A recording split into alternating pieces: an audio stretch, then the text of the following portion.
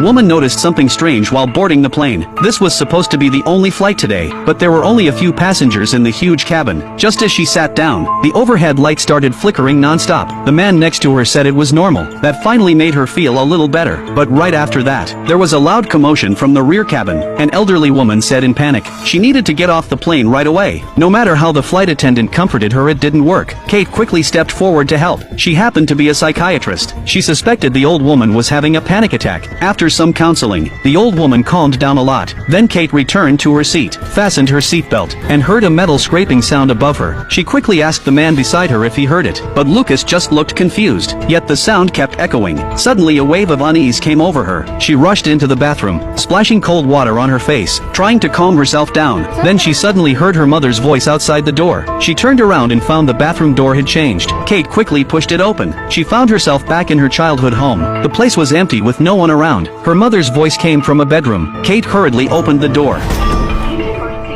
only to find herself back in the airplane cabin. Kate stood there in a daze. It all felt like a hallucination. But just as she turned to go back to her seat, she felt a shadow behind her. She turned around, and the shadow vanished into thin air. Her briefly settled nerves were on edge again. Kate slowly walked forward to check it out. Suddenly a hand landed on her shoulder. It was the flight attendant asking her to return to her seat. The plane was about to take off, but the earlier feeling felt so real. Kate returned to her seat and kissed her daughter. That real touch gave her some relief. Soon the plane started taxiing. After a smooth takeoff, Kate finally relaxed. Up front, a businessman was about to enjoy a drink. He turned and noticed the artist behind him seemed to be sketching him. He asked about it, but the artist had a bizarre expression, then suddenly blurted out, "Pendulum that dies down."